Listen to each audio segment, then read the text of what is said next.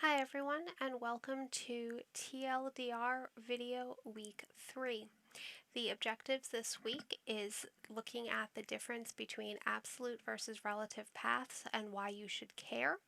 Also starting to work with some basic commands and being able to use some common switches for the ls command. When we talk about absolute versus relative paths, what we are talking about is in the file system, an absolute path starts at the root and a relative path starts at the working directory. So if we thought that our working directory was called calendar and it had folders within it that were the months, and each month had files that were the days, then we might end up having a relative path where I would need to know exactly where I am and the contents of my current folder. Or I could have an absolute path, and that would start at root. Now, I do still need to know where I am and where other things are, but I don't need to pay as much attention to where the other things are in relation to me. So for example, if I'm talking about two files, August and September, two folders, August and September. If I am doing an absolute path, it doesn't matter that they are in the same parent folder of calendar because the absolute path is still going to be root, home, in this case of this graphic, Jim, calendar, August, root, home, Jim, calendar, September.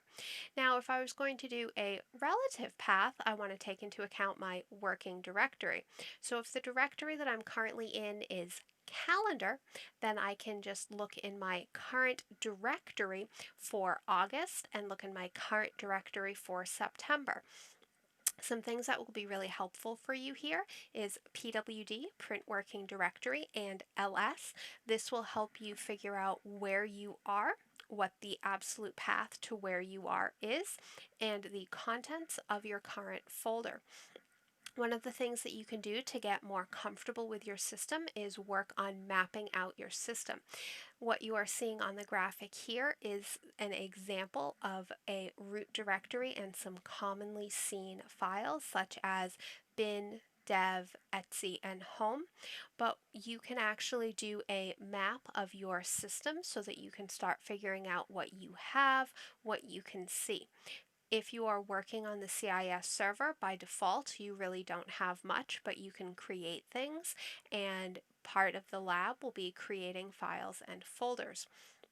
Some good to know symbols. If you have a single dot, we're talking current. Two dots means parent. Slash usually means directory or folder, and splat usually is a wildcard. So if we go back to my example of the September and August folders within the calendar folder, then current directory, look for August, would be ./August. Current directory, look for September, would be ./September. If, however, I was located in the August folder, I would want to look in the parent folder for September. So I would say ./September, as in look a folder above me. Wildcards can come in handy so that we can talk about multiple files or folders. In the FAQ videos, there's a demo of some of the common commands. These are commands that you're going to want to get to know before starting the lab. A couple of things I would like to remind you about when you are starting the lab. You're not going to see the password typed. Do not panic. Make sure that you are paying attention to case. This is case sensitive for your username and password. It is also going to be case sensitive for the commands that you put in. So ls is not going to necessarily work if you say capital LS, and so you're going to want to pay attention to that. If you have any questions, please let me know.